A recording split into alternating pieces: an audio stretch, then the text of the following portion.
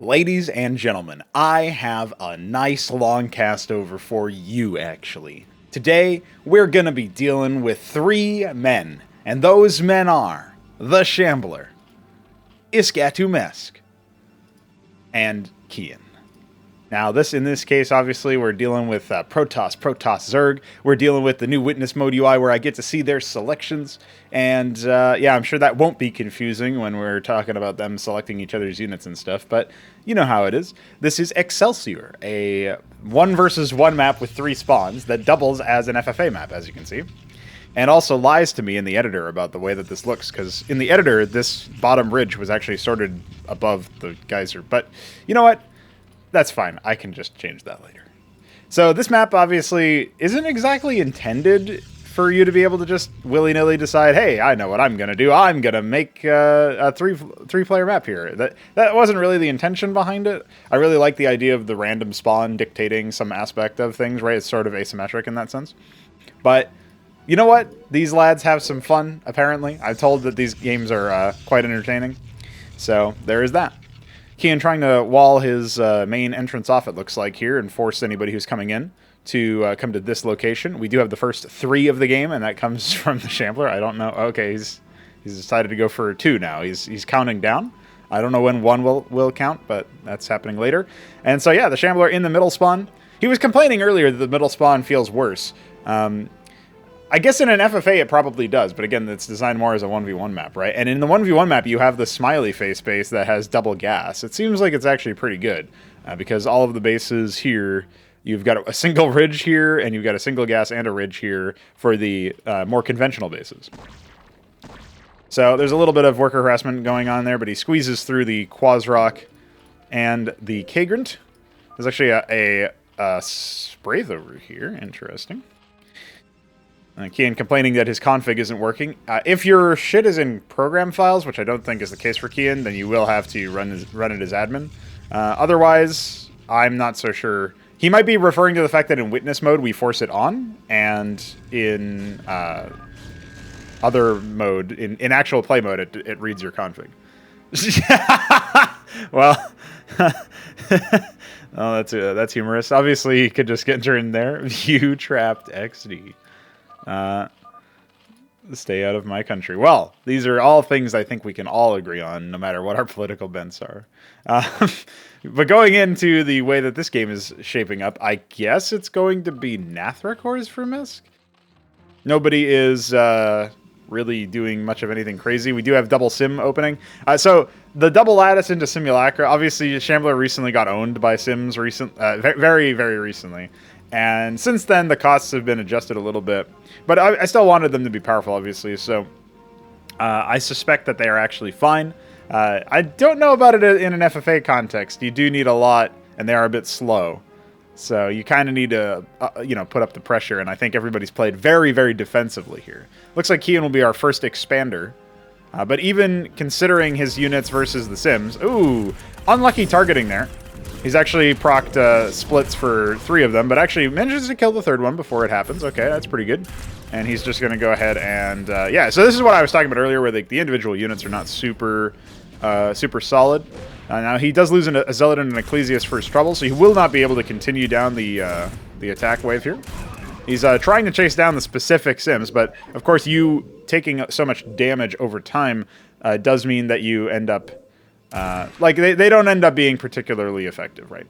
I don't think that we would have seen Mesk select one of the Sims there, so he wouldn't have noticed that head bandage. Dude, he figured out how to type head bandage. That's epic. It's one of the alt codes. So yeah, I don't know why the Shambler is deciding to go tickle Mesk after this, but you know what? That's fine. All right, he's just gonna let him split. Now, obviously, you do degrade with every single split, which is pretty thematic. I like that. Unless you can perfectly take only 10 damage somehow. Azorka's Shroud rears its head, so this means that Mesky is going to go for Lakizilisks. I don't exactly know if that's going to be very effective. And look at this. I don't think the Sims can see the creep yet. That's real lucky from Mesk here, because he could have just walked... He walked straight by. He could have just executed this base, and... there I mean, he's got one fucking combat unit. I don't think he would have been able to do much. I assume his second Zephyr Core went somewhere over here, because obviously he scouted with one, and probably died. But I don't know. Corpses don't last that long. Now the Sims are coming up from a different angle. There's actually 4 Dracodons here, which... Still, you need a 5th one in order to one-shot the Sims, but some of the wounded ones would still be prey. And, yeah, I mean, these gateways are completely idle for now. The static defense is warping in, but it's going to be a sec. And he's actually just going to move in, but this choke is very, very slim. So he does pick off the first one. There's actually 0 micro happening here. Okay, I guess he's target selecting, so there is that. Okay, he's actually prevented any splits from happening. He does need to get the scribes in on the action, it looks like. Okay, one of them does end up doing the dirty. Oh, no. Okay, no, never mind. He hasn't taken hull damage, so he's actually safe there. Yeah, that's right. You have to take exactly 11 damage, not 10. He could just kill these with the scribes, but it looks like he doesn't want to try his luck, especially the one that has only 15 effective health. Oh, there are more coming. He's trying to... He's going to do his best to see what he can do there. Lysilisks have burrowed on Mesk's side of the map, meanwhile. But, yeah, more gateways being added. Dracodon's very slow. So you can tell that Keyan was skimping on unit production for a good while. And you can tell what it cost him. He got eaten up. Now, obviously, with enough Dracodons, you can thwart this army pretty easily. The fact that they have very limited armor penetration on the Simulacrum side means that they can't really contribute too much. And, in fact, I mean, Shambler seems fairly all in at this stage, right? He still hasn't harvested a single point of gas, which is probably because I did that to him once, and he was very angry about it. And yeah, he's just closing in at this point. Keyan could end up losing if he's not, I don't know, if he's not doing something. Especially if he loses the pylons to these. Oh, his rally a little bit awkward there. That's just because Brood War is very good. Because he obviously rallied it down here, it looks like. So, this is going to be rough. I think, is Keyan just going to get eliminated immediately, or what? Or maybe he's going to cockroach. Because this looks like a very unceremonious execution, especially since he hasn't moved this fucking Dracodon around. Yeah, he does call GG, but... Okay, he just leaves. Okay, so he will indeed be out. So he has been executed. He was hoping that maybe Mesk would do something. There is an Ovaleth over here. Is he going to try to spot so that he can attack the mineral line? I mean, that's literally all... This is stupid, but... Yeah, there you go. There's just a couple of scribe kills so far. Yep. Okay. So that's 4 scribes. And yeah, there's only 3 Lysilisks. Obviously, you know, he could be going for more stuff. He doesn't have any Larvos colonies, so he really only has the... He's got so many sprays because he's terrified of vassal spam. A lot of the Sims on the left are starting to evacuate now, with, of course, Shambler subsuming the base here. That's very good. That's exactly what we wanted to see. Thansk for the men. You're welcome, buddy. So technically, it's true that he is getting splits, but it's actually bad. I mean, when we still had supply, this is way worse, obviously. I don't think he can really compete with that, but maybe I'm wrong. Oh, yeah, never mind. He only moved up with 2? Oh, he lost the 3rd one a long time ago. I didn't see the corpse somehow. Yeah, that would have, if he had like 4 Lysilisks or maybe 5 Lysilisks, he probably would have just executed him. Now, he did use his Ovaleth to transport a worker down to the island. That's pretty good. And obviously, Shambler's still on 1 base for now. And still only building Simulacrum. Again, I'm not convinced that this is the move. But, you know what? He thinks differently. They're so weak, like, any AoE at all is just going to eviscerate them. And this Lysilisk is very confused. Can't seem to path a way out. Because I think this Hydra is blocking him from exiting through the mineral line. And he doesn't know, like, the pathing is too dumb to move him all the way around, so that's very good. But yeah, at this point, I don't think that the Sims can realistically do anything. There's 1,000 minerals for Mesk, so I don't know what he's macroing. I guess, no, he's not doing the island. What's he selecting? Okay, he's building circuits down at the other base. Which, of course, Shambler doesn't know. I think Shambler might think Mesk is on 1 base, which would be very funny. Like, you know, it's an FFA. Maybe you suspect that Keyan was involved in that or something, and like, oh, he was attacking him. But really, we know Keyan was just getting owned. and didn't. He skimped on unit production versus somebody who was all in. Sim slowly chipping away at the space. No gas harvesting here. He's starting to harvest gas up here, and he has put down an embassy. So it looks like he does want to get some info. Circuits now mutating in the presence of a single sim. So that will quell that. But there's no Lekizalisk here, so actually the vast numbers could be a problem. Of course, you could try to transport it with an Obelith. Why that one? Question mark. I assume he's talking about why take the space. Obviously, it's because you didn't check it, dude.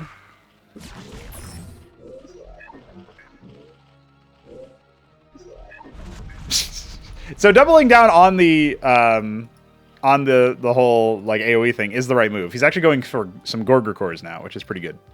And I think it's important for sure.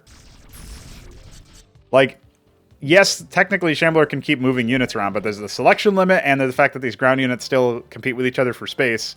If you can repel them from actually going on top of the Lekizalisks to reveal them, I mean, that's why he's getting the witness out of the embassy, right? So there is that. Hey, Keyan's Draconin has arrived. He finally pathed in now that the wall was destroyed. What the fuck? Some things are too tismic for me to understand about Brood War, and I think that might be one of them. So actually these Gorger cores seem to be interested in targeting the mineral line. There's only 3 of them. There might be some more. That Obelith doesn't actually have anything. And I think at this point the circuits are just going to cut his army down to size a little bit here, but it will eventually fall. He has to move some units down to defend the space if he wants to hold it. I think maybe he just wants to allow it to be held, or allow it to be taken, that is. You can tell that a lot of these are really low HP, right? So some Hydras pop and end up dying anyway, but they take a few more with them. And again, like every time they split, they're taking hull damage, and so actually they do degrade. What is Mesk thinking? He's actually going to target this base somehow. I don't know how he managed to move his units over here. No, okay, never mind. He's not going to target that base. He's going to come back over here. Now, there's only Warden, but obviously the Sims are over here, and there's more coming. Oh, shit! Oh, shit! He's got the Lekizalisk. I actually didn't think that there was a Lekizalisk in there. That's really strange. Now, there's nothing else happening on the map. I wonder what he's doing. That's really good damage to cut them down to size, though, and now they'll just decollide forever. So, if he had moved the Gorger cores in at the same time, obviously he would have just killed all of these scribes. This is most of his income, by the way, so this isn't a nothing, you know. He could have also maybe focused that Warden a little bit more. I feel like, honestly, he could have just killed the Sims with those two. I know that there were a lot of them after the splits, but they were very, very low, and the AoE definitely would have helped him out there, I think. But I guess more of them had just spawned, right? Another rotation had just spawned. I'm really confused as to what... So, yeah, okay. It doesn't look like the transport UI was actually showing me there for the Obelith, but we shall see. Maybe I'll get an opportunity to check that out again later. Now, the bottom middle is going to be taken shortly. A single Skithra core is here. I guess that's a thing. And these Gorger cores are now in this location. Will they spot that there's a base there? No, okay. I think he's just going to say, oh, that's Protoss. And they're both kind of greenish, so like maybe he's just like, oh, yeah, that's exactly what you'd expect or whatever. Even though the Nexus is blinking. I don't think he would have seen it, though. His units were a little bit too far away. That's pretty funny, though. That's just the fact that he's assumed the husk of Keyan's form. Keyan's Mortal Coil. I don't think he has enough Sims to actually close the game, though. That's this is an autistic game. This is definitely some tism. There's, 3 Lekizalisks here, all of the circuits. Now there's more Gorger cores being made. Yeah, I think he's figured it out. Gorger cores seem to be a pretty good position to be in. I don't think the Shambler is actually going to win with Sims only. That would be really silly. Although, I mean, if there were a situation he could do it in, this would potentially be one of them. He's trying to focus down the Lekizalisk, but as you can see, he's just instead going to lose a lot of shit. Now, it's not the best spread here for the Lekizalisks, but like some of them could be helping each other out in terms of coverage. But yeah, his army just gets totally shredded between the Izira cores, which deal the bounce damage and take a lot of hits to go down. The Gorger cores, which obviously also take a decent amount of hits to go down and also deal AoE. And the Lekizalisks themselves, cleaning things up. it's really not all that solid. So you can tell here that at this point, Shambler, if he wants to win, is going to need to move out somewhere else. And I don't think he's even going to be able to kill this Hydrock Den. Really, the only lasting damage you could say that he did was he killed this base a while ago, and he obviously was able to like kill some military units, right? Cut down the Gorgor Corps count a little bit, and that's it. So he's definitely not looking to be in a strong spot. The Azira cores are now on the way. There's another stack of Sims over here that will need to be respected, but it looks like these Azira cores are now going to come down and try to mop them up. I wouldn't necessarily suspect Azira cores themselves would be very good at dealing damage to Simulacra, but as you can see, they're not bad. Like, I would have expected them to need more of a backup. Like, obviously Hydras would have been really good. But I think also a big part of it is the fact that these units continue to degrade every time they split, right? They have to take health damage in order to start the splitting process. So they will never be full strength. Also, maybe he wants to kill this Circuith and like replace it somewhere else so he can actually move his units out. That would be something that I would think about. This Gorgor Corps, once again, moving around, just looking for any bases. Because I think at this point, Mesk might also think that the Shambler is on only one base. But that's obviously not true, we can tell. He's fine taking all of his military units, Mesk, and just moving them out of his base. Like, that's not really a problem for him. If he had any sort of artillery unit, like a Bactalisk, or even if he parked more Lakizilisks over here and just started killing all of the scribes, that would shut down all the mining in this area. So that would be pretty big. This gateway finally going down. Okay, there is an Archon Archives, or an Ancestral Archives going up.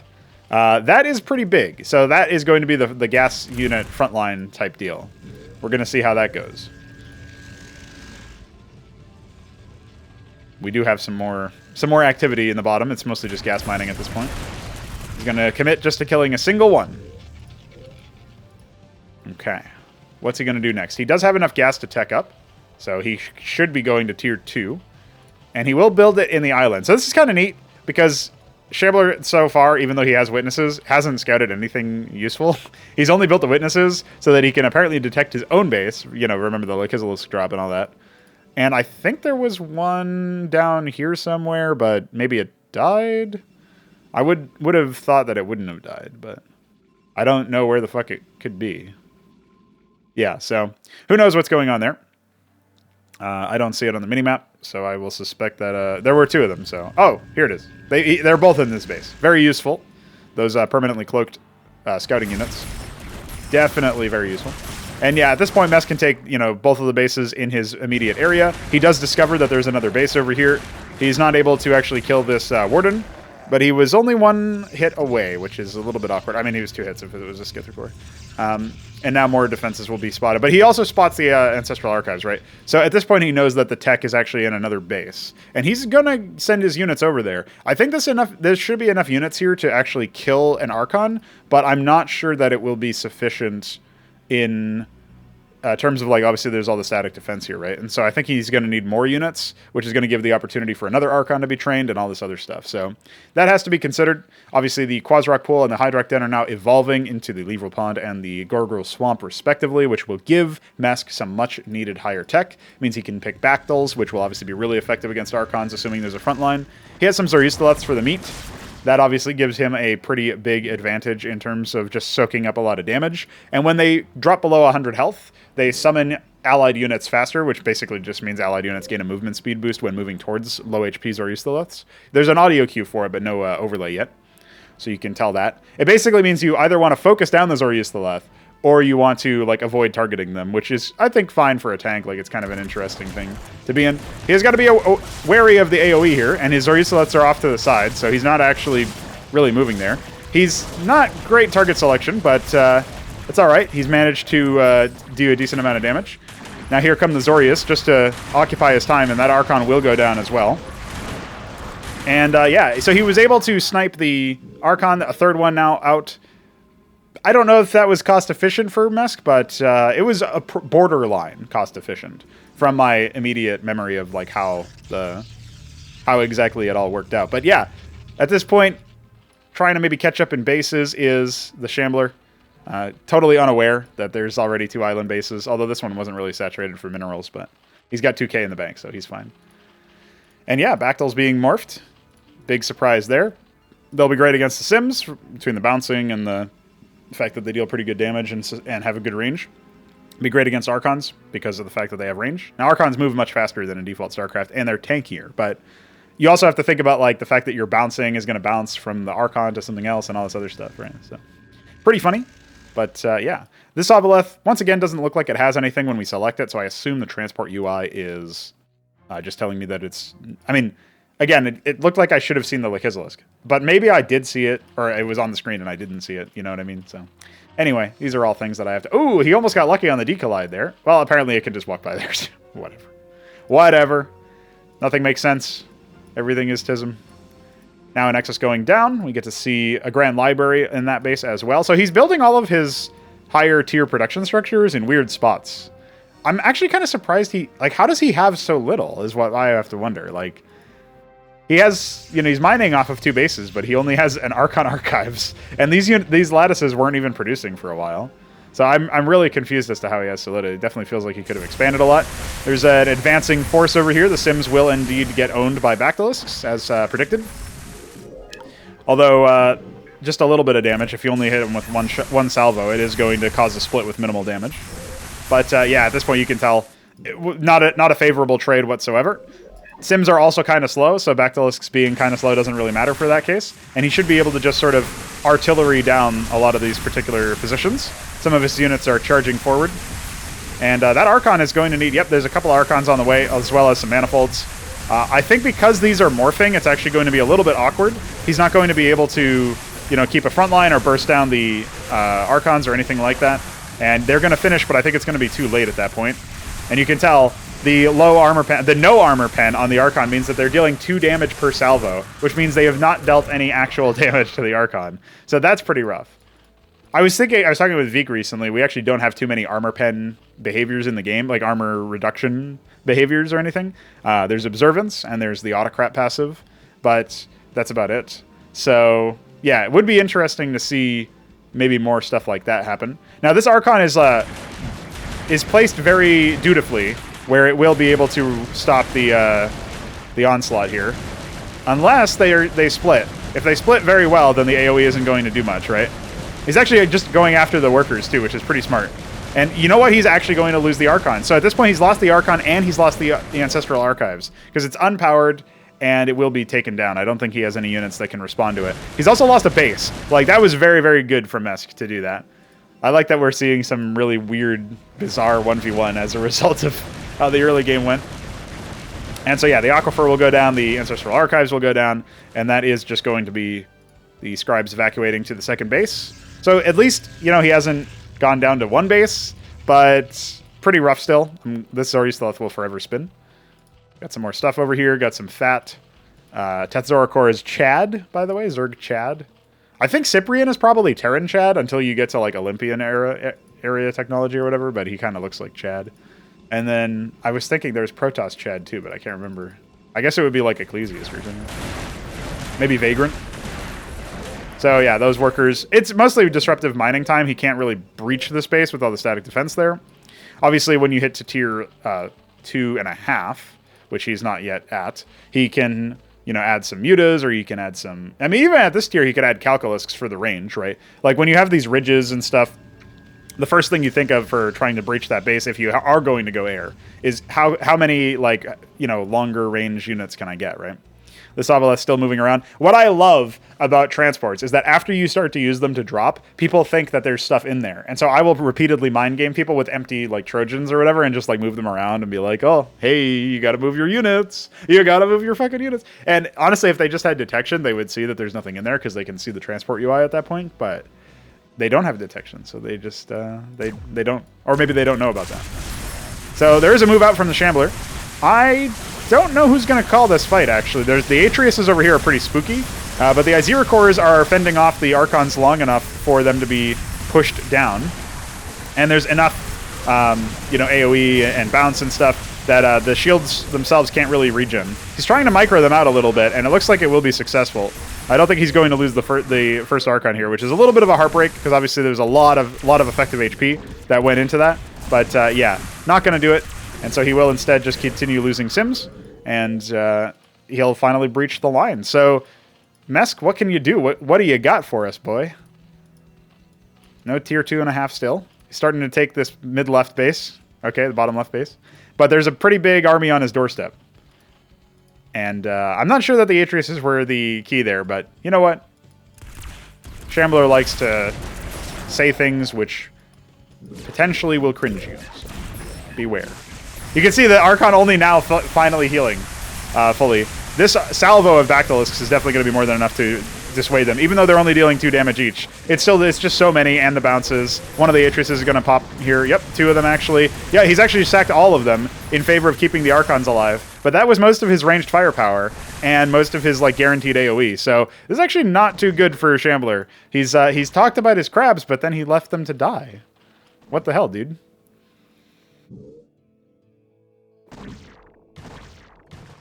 I was holding that coffee for so long that it actually got a little warm. And I like it cold in the fridge, bro. I like my coffee to come in 3s. I actually had a whole plan for how I would do the coffee integration in the last video when I was talking about Veek, because I was casting him. And I was talking about how Veek needs he needs tickets back to Crazy Mountain or whatever.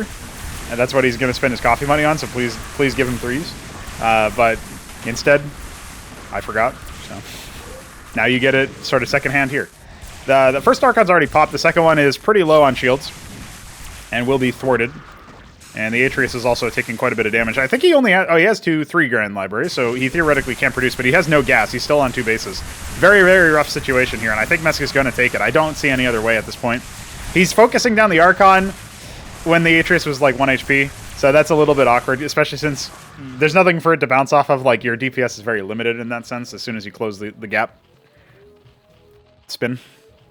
He's got more units on the way. Yeah, I think his biggest limiting factor at this point is definitely Larva. He is fully saturated on the gas, so there's that. But I am very surprised. I'm very perplexed, to be honest. I don't know what's happening. More units are coming. I think he'll be good for maybe an Atrius here. Maybe he'll take a Manifold as a consolation prize. Maybe a second one. No. Oh. Yeah, fuck them. Yeah, fuck them, suck them, Rangers. A single Vithrilisk. Dude, it's fat. You can't kill that. I see. It was sighting for the Bactylisk to tickle the workers, probably, is my guess. I don't see any worker corpses here, so maybe not. Maybe that was an attempt and it wasn't enough range or something. That's pretty funny. What does frustrate me a little bit about map design in Brood War is that you can technically unload, like, I think even a Phalanx here? But you can unload units on top of these, and I don't want it, like, everything, like, a thinner cliff or whatever is just going to look super ugly, right? And so I don't want to sit there and think, wow, I really have to make my fucking game look super ugly in order to, like, make it functional. You know what I mean? That's not a good trade for me, in my opinion. So we do have the Irulent Avoa. That is tier 2.5 for Mr. Mesk, and he will be, as a result, able to access some new tech structures, which means he'll be able to access some new units. We'll see what he goes for. I would imagine Iskatumesk would be fairly solid here. He could also go for the Matraval Nest, which would give him... it would unlock some interesting things. It would unlock the stuff that creates brood spawn and whatnot. I think maybe... Well, actually, I'm surprised this game is still going on, to be fair, because I feel like Mesk definitely could have closed it a lot sooner, but he's got an Ovaleth, and it's being tickled to death by a 1 HP Manifold, so that will be cleared up promptly. Presently, we have, it looks like the formation of more... How did he get there? That's a good question. You didn't hold position him. That would be my suspicion. A series of autistic events. Maybe that could be the title. A Man of Adventure. No, maybe that could be the title. Honestly, the fact that Acantor was in the mineral line for so long in that last cast over really sent me through a fucking hoop. Threw me a loop. A fruity loop. Speaking of fruit, what's going on over here? What's happening? I heard an explosion, but I don't know what it would have been. Was it something that got blown up on... Oh. Okay. No idea. Maybe... what is he complaining about? I've changed the rally like twice. LOL.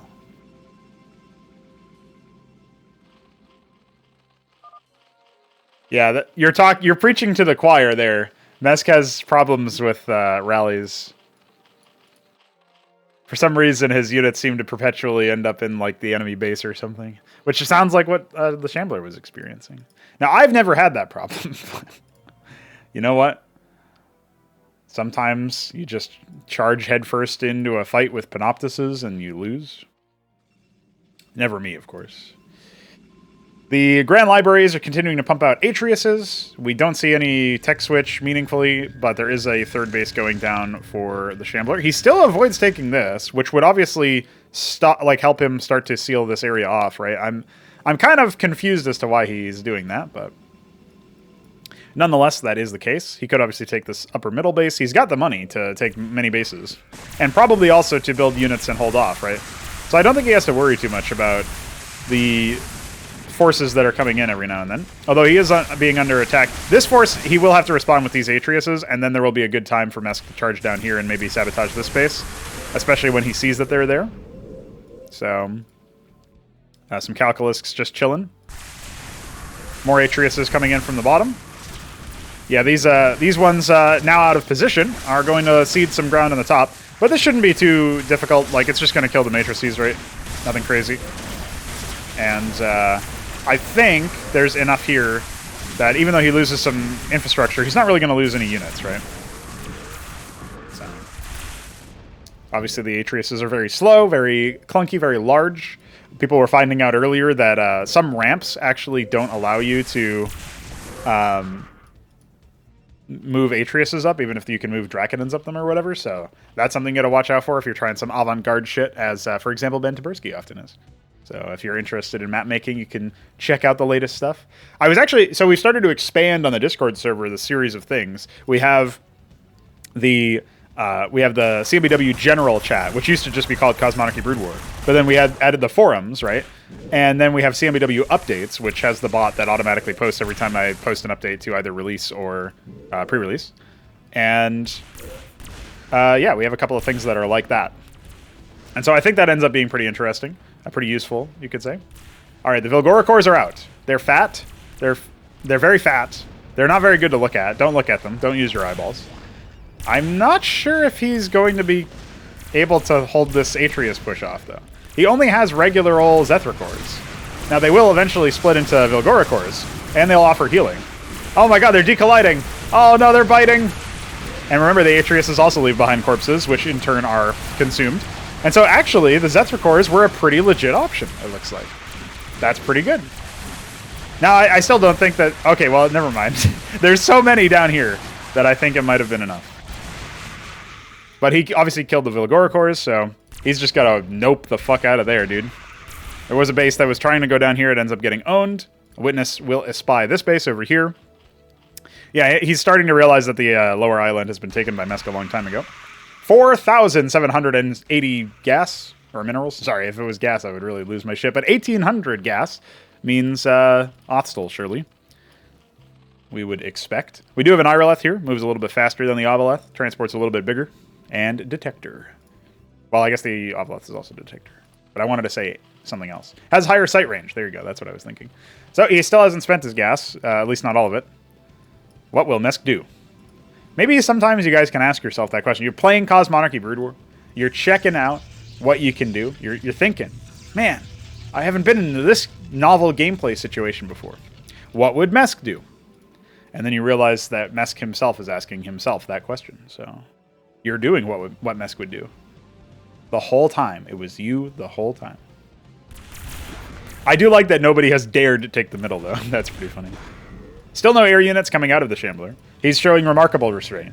I think in post he said something like, I was still angry at Panoptises for existing, so I decided not to build any air units or whatever. It's like, not sure if that's the answer.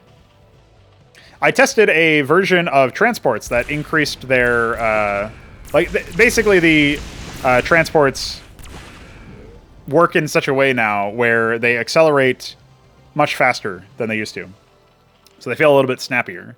And that's to resolve issues where like they drift instead of actually picking up the unit.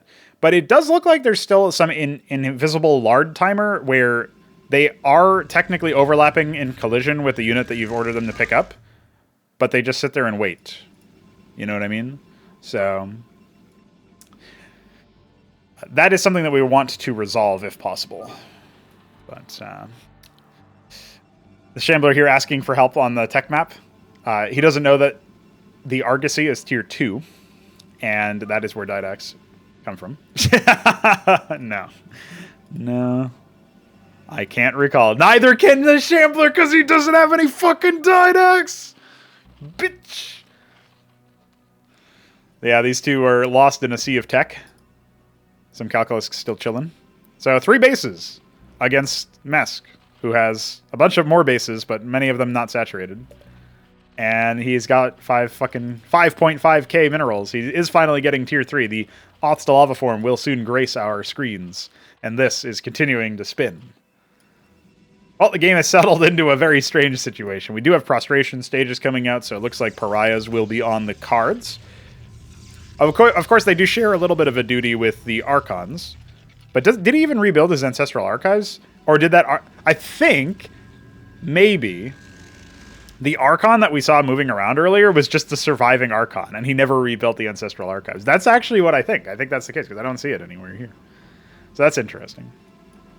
He would have way more, I think, well, maybe not way more build space, right? But he would have more effective build space where he could build stuff if he took the space, I feel like. He doesn't believe in the smiley face. And to be fair, I actually hate that it turned into a smiley face. I have a very strong aversion to smiley faces on maps. I think they're aids. But, you know how it is. Sometimes it happens. Also, shout out to Solstice, John A., who has been hard at work trying to make some of our renders match the lighting configuration of Brood War a little bit more aggressively. Of course, you have to make some concession somewhere, because when you make it match something more than it matches another thing, because Blizzard themselves were not consistent, it's not super epic, shall we say. It's not super consistent in that sense. So that is definitely something that probably needs to be acknowledged. But it should allow us to basically have units which match the general aesthetic a little bit more accurately. And I think that's always interesting and always valid. Holy shit, he went straight for Orboth. So at this point, he can go for the Gezkath Grotto. He can go for an Alkash Chasm even, which is a mutation of it. And that will unlock Cascathalors, Gazithalors, Alcagelisks, as you might imagine. He's actually skipped Iskag altogether, which would have, I feel like, been pretty helpful. You think about the Omaxilisks bursting down the Atriuses or the front line in general. And, back when it was still Archons and stuff. Here's a Cantavis. Ooh!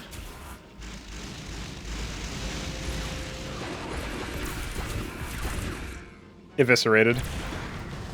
Oh, they're biting! Oh no!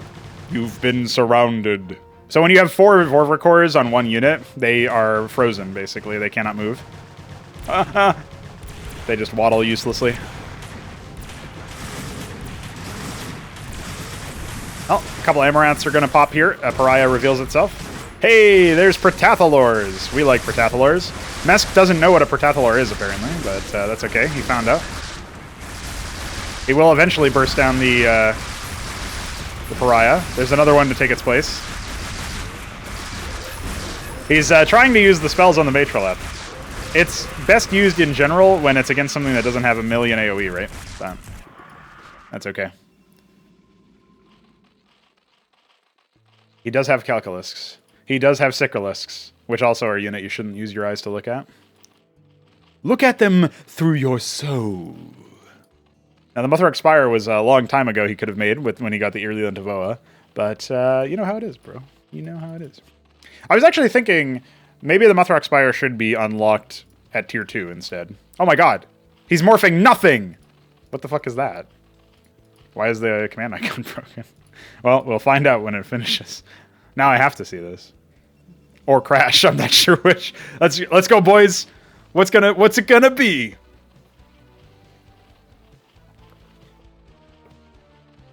It could just be that it's missing the command icon.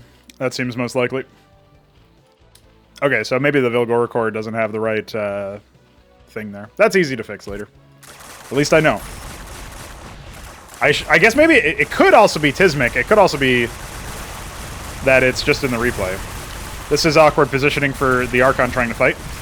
Sicrilisk's coming down to AoE stuff. Oh my god, they're biting. Yeah, you can tell that these things have a lot of DPS. And hey, there's even Convolisks here for the higher range. The Matrolith obviously could be casting some spells. You would maybe want it to be channeling the Ensnaring Brood. There it is. And there you go. The victory seems to be on the Mesk side, especially with those Vilgora cores. Iconless though they may be. Dude, honestly, if he had some Vorver cores with that army and they somehow managed to make it inside the force, just to freeze all of the high-value units and force them to fight, would be pretty epic. Rest of the army is now here. Of course, most of the Sikralisks have fallen. There's some Mutas out. Ah, Psystorm. That was a pretty good storm. Second one was also, you know, decent at getting rid of some of the Rokors, although the Pariah would have done that. But pretty solid stuff there. Some stuff shutting down the mining over here. Not that there was really much to be spoken of anyway. And he's unfortunately targeting the Amaranths instead of the Scribes, so those Zerusilists will not be doing suck behavior. Well, they will suck in that you know what I mean. You know what I mean. Ha ha ha. Ha ha.